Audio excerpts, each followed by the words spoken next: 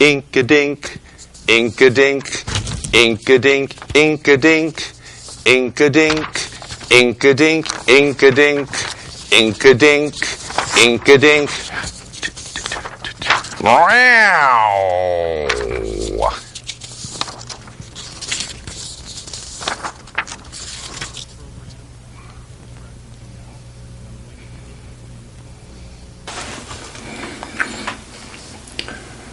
Well,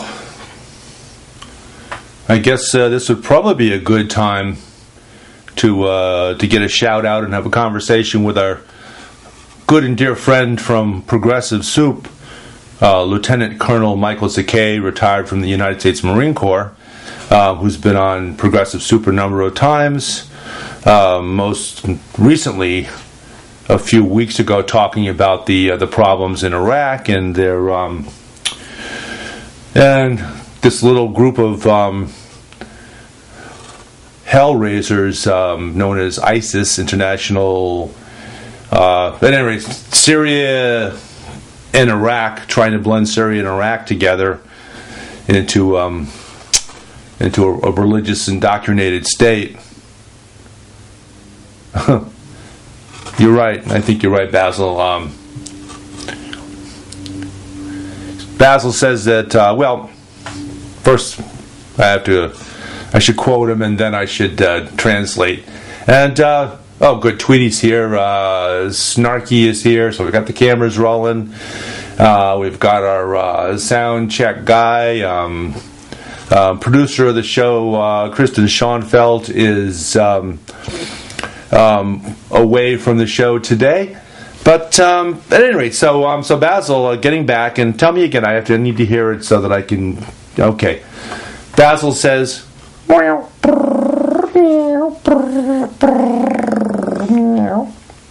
Okay. He said the folks are roaming the countryside, causing hell, which is kind of like what right-wing so-called Christian groups, and I use the term Christian very loosely because, as Basil and I understand Christianity and the teachings of Jesus Christ, our Lord and Savior, as well as the teachings of the Buddha, hence Basil's moniker, Basil BuddhaCat, says pretty much like these right-wing so-called Christian groups that are trying to take over America and brand it as a so-called Christian nation. This ISIS group is pretty much trying to do the same thing, only they're a little bit more aggressive. And rather than just talk at this point about using their guns to foment revolution and murder people and execute individuals that they consider guilty of treason and all kinds of stuff. These guys are a little bit more active than our homegrown terrorists. So anyway, so news is, as I mentioned, that we wish we had good and dear friend of Progressive Soup, Michael Zakay, Lieutenant Colonel, retired from the Marines, who, amongst other glorious and medaled events that he was in, Somalia during the time that the movie Black Hawk Down refers to. He was there. He was in Iraq. He was amongst a group of specially trained forces that were there for the specific purpose of training the Iraqi troops and the Iraqi police to take over the country. And apparently, not to besmirch the job they did, but it looked like for a while there that the Iraqi troops and the Iraqi police weren't doing much of a job of defending their country against this not ragtag by any means, but very limited band of about 1,000 people under the banner of ISIS. Oh my goodness. Okay. Well, we got a call in from Elsie. That's not Elsie's ringtone. Wait a second. We got to test this out. Hold on.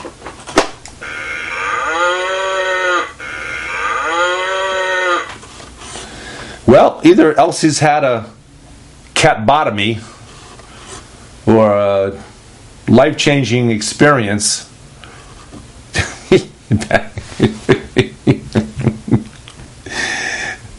I guess I can paraphrase you on that, Basil. I can't really quote you on that because it's a bit droll and a bit sly and a bit unpublishable or unprintable or unquotable. Well, it is cable television after all. Basil says that he wishes Elsie the best. Elsie made a good choice if that's the case. And Basil says, in fact, he's been through many metamorphoses in his time. He's been a cow. He's been a lot of different physical. What are they called in the movies? In the movie with those blue folk that flew through the air. He's been a lot of different things in his time in, on, or around the planet Earth, including a cow and been a cat, and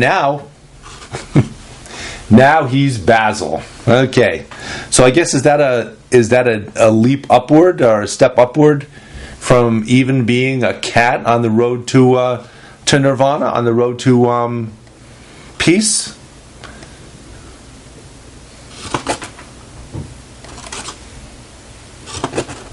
He keeps flicking that two of the right whiskers. Now, if he flicked one of the right whiskers, it would be the equivalent of the opposite of this. He does that occasionally, and he gets a little snarky about it. And you could imagine what the opposite, the antithesis of this is. But apparently, with the two whiskers, when he starts moving two of his right whiskers, it's more like this. So, or the antithesis of this. He doesn't do the live long and prosper, or the antithesis of that. Again, I can't do that. Okay, Basil. Before we go on to our story, and it's a good one. It looks like we've made some serious headway between United States jets doing some bombing. This time, not against civilians, as they did in shock and awe when we invaded and occupied Iraq. But this time, the strikes are strictly against soldiers of ISIS, and then the Iraqi troops, the ones from centralized government of Iraq, and the ones also from the portion of Iraq known as the Kurdish region. That's the northern region of Iraq. They've got pretty much their own self-contained state, as we noted in our discussion a while back about the article about the article that was in the Smithsonian magazine, and I'll refer you back to that about Iraq that basically reiterated the things that those of us that were opposed to the invasion and occupation of Iraq. And the overthrow of Saddam Hussein, and I go through the same. Everybody says, "Well, he was not a nice guy. He used gas against the Kurds, poisonous gas that was supplied to us by." Basil says,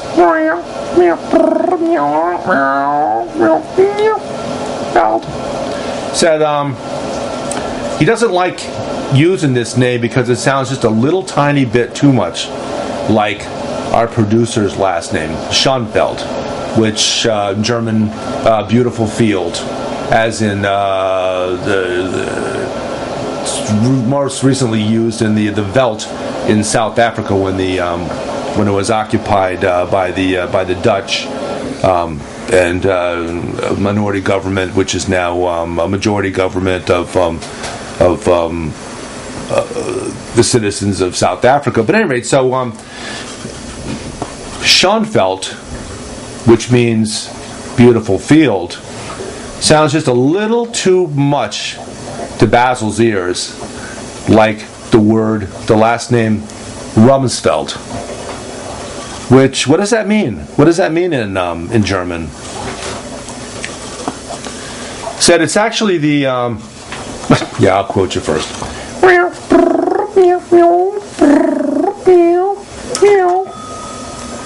So it sounds like the lyrics from a Ted Nugent song.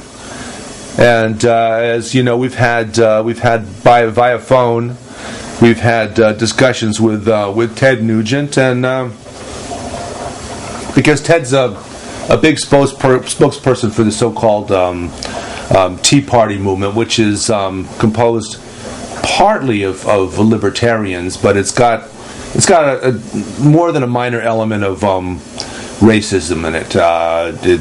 Taking nothing away from libertarians because libertarians and liberals have a lot in common in terms of invading other countries, these preemptive wars that have been going on basically ever since Dwight Eisenhower left office, and that's Basil and my paragon in terms of presidency of the United States, at least within my lifetime. You could go back and you could add in as excellent presidents. You could add in Franklin Roosevelt. You could add in Teddy Roosevelt, the great on protecting American workers from large corporations, which is something that's kind of reiterated itself and revived itself in today's America. But you could go back to Abraham Lincoln. Basil says he's not gonna. At least he said it in the past. Okay, he gave me the two whiskers again. Wait, I only saw one whisker. Hold on. Were you giving me the antithesis of this? Basil said, meow, meow, meow, meow, meow. Said no, and I wasn't giving you the this either, or whatever the antithesis of this is. He was saying that he's not going to count any presidents prior to Lincoln as being great presidents, and he says it's kind of because it's principally because American society then was not the land of the free. We had millions of people that had been brought here forcibly from Africa, and originally came here as indentured servants. And that's a good point, Basil. You know, originally, the original blacks that came to the United States from Africa were actually brought here as indentured servants, as were many white people. And under indentured servitude, you serve a period of time as a worker, not necessarily a slave, but certainly you have no freedom to roam about from the place where you're indentured to for about 7 years, and after then you get your freedom. And that was the case, as I said, for a lot of white Americans, a lot of black Americans that came here. But unfortunately, what happened was the blacks somehow or other ended having their indentured servitude extended for life, and that's one of the dark, no pun intended, one of the dark parts of American history. So Basil will not count any presidents during that time. Well, what about post Lincoln and into the early part of the 20th century, Basil, where women, albeit not slaves, although they were restricted significantly in what they could do, including not having the right to vote, except in a little state called Montana, which I believe gave women the right to vote in the early 1900s, and then eventually they were granted the right to vote by a constitutional amendment. And Basil says, okay,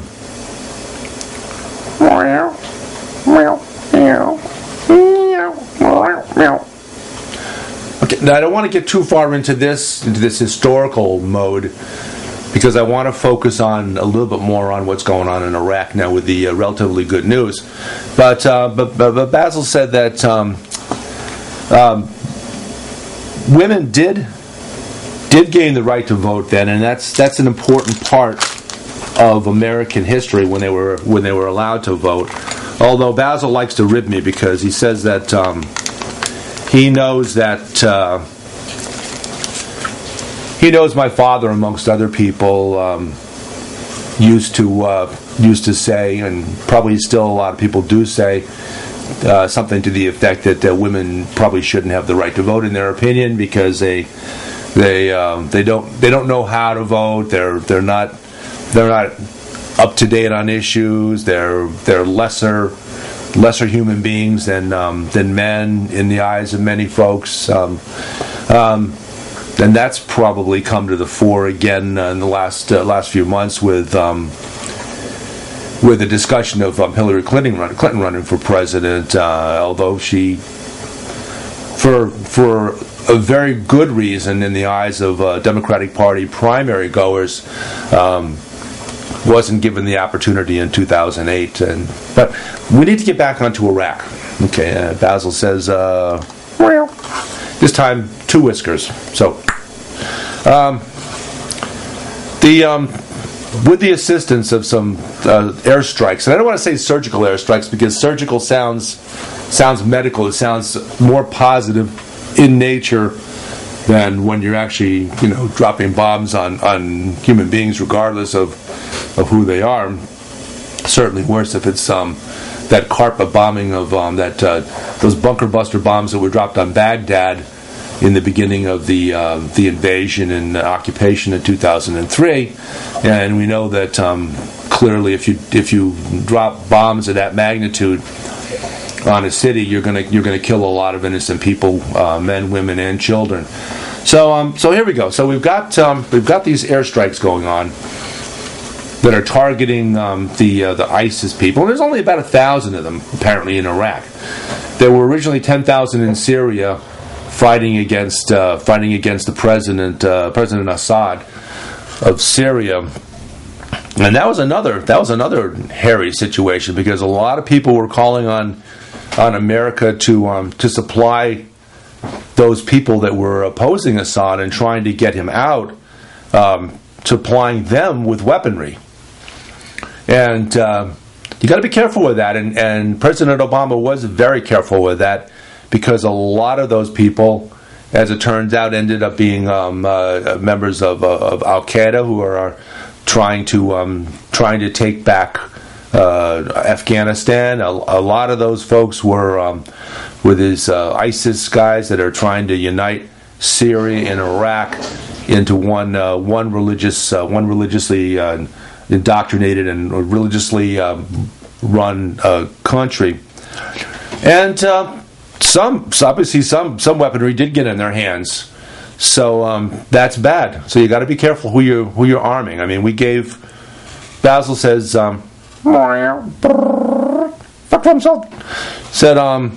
said getting back to the Rumsfeld thing, now that we've brought his name into this, and again, Schoenfeld, beautiful field, Rumsfeld, Ted Nugent.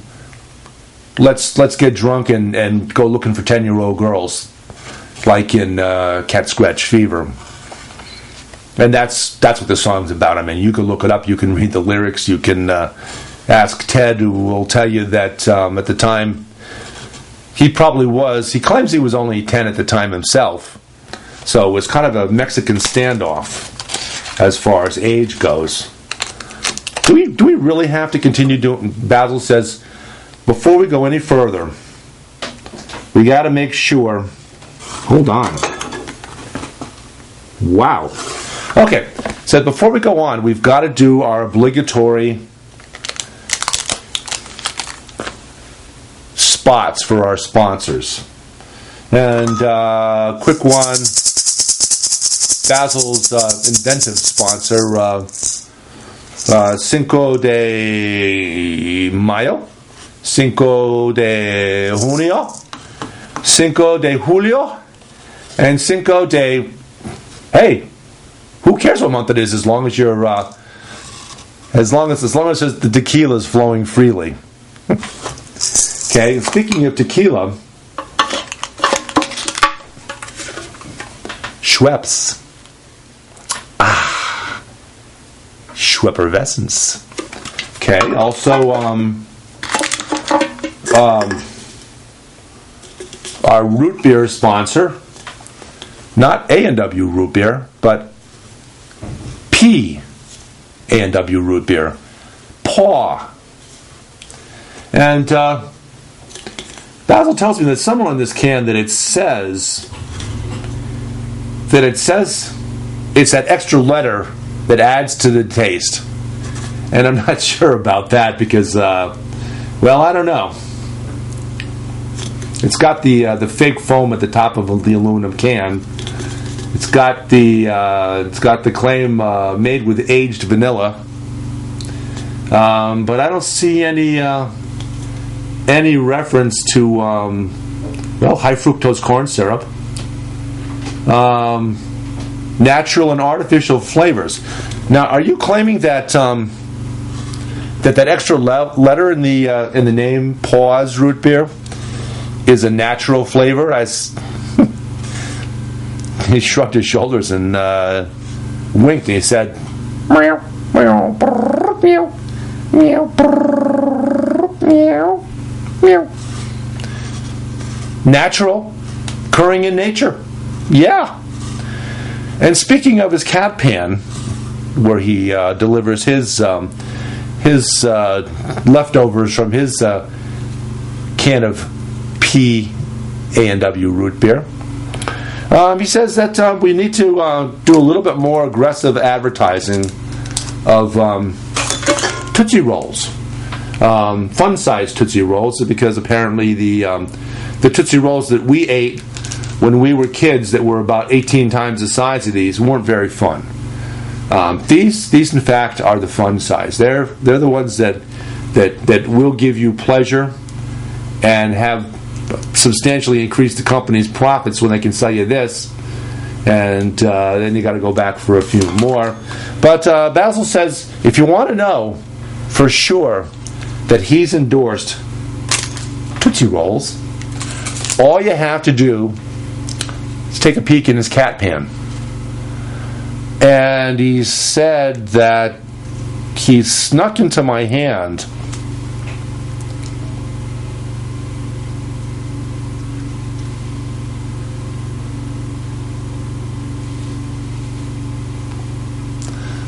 No, I'm not. He's always trying to get me to take a nibble of every product. Well, if I'm going to take a nibble of a product, if I've got a choice, let's do another sponsor, 8-Ball. And as a follow-up to that, going in the opposite direction of what candy's done in the last few decades, 12-Ball. Now, with 50% more ball. And somewhere around here, I don't see it, but somewhere around here, there's a 15-Ball, which also gives us the thought now with 88% more ball. 8, 7, 8, 50, yeah, about 88%, something like that. And if you want an endorsement, could you get a better endorsement than this? Okay, you can't. So you're expecting a phone call? And does it have a relevance to what's going on in Iraq, which is our topic of discussion today? Says, yeah, kind of.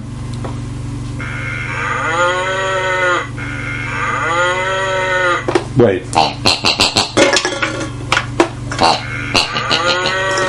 Got to tune the phone up. There, okay. Now, it's not that line that our caller in is on, but it's on our Eensy Weensy phone, which apparently gets eensier and weensier as time goes on. And the Eensy Weensy phone is for the itty bitty phone, we call it also, is actually for the guests that really don't count for very much. We've got the big Cat in the Hat phone for our important call-ins. We've got the medium-sized Nickelodeon phone for our fairly important call-ins. And then there's the itsy bitsy eensy weensy phone. And yes, good evening. Welcome to Basil BuddhaCat Presents. Basil? It's the other Feld. Okay. Okay, Tweety, check this out. Okay. Yeah, Tweety says, yeah, it's the cell phone of one Donald Rumsfeld. And add a little rum to the field and okay. Rumsfeld's got a cat apparently too. So what's so we're talking about Iraq, and we just want to refresh our viewers' thoughts and memories about the original invasion of Iraq and the invasion and occupation of Iraq, and it was over your claim that Iraq had weapons of mass destruction up to and including yellow cake, which they had purchased from the country of Niger, which again, something else that was proven to be a lie, and I think, well, he's still with us. He hasn't. So now these weapons of mass destruction, Mr. Rumsfeld, you told us at the time where we'd find them, and I'm going to let you refresh our audience's memory on that. It says, well, yeah, they were north, south, east, and west of Baghdad. Okay, that about explains it all. We're running short of time, and I'm going to just double check our. Tweety says it was actually the cat that called, and it's actually Don Rumsfeld's cat's number that came in. But anyway, we've got we're just about to the end of our show. So at any rate, to get briefly onto our news story, the Iraqi military, and in conjunction with the Kurdish military from that northern portion of Iraq, have begun doing a great job of retaking the country little by little. They've taken back the dam that's near Mosul, that is an important provider of electricity.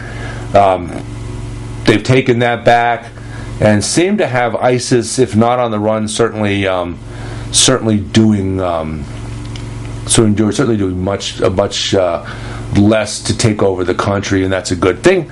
We'll be back on that next time. Perhaps we'll get our good friend from Progressive Soup, Michael Zakea, who, as I mentioned, was part of the force in Iraq that trained the police and the military in Iraq to do what maybe they're finally doing now.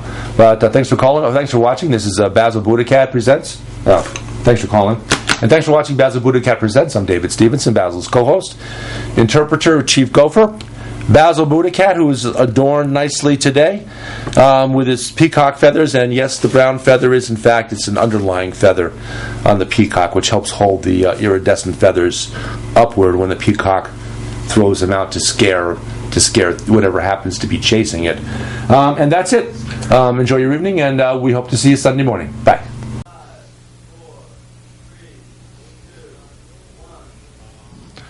They say they'd rob your grandma blind on Wall Street,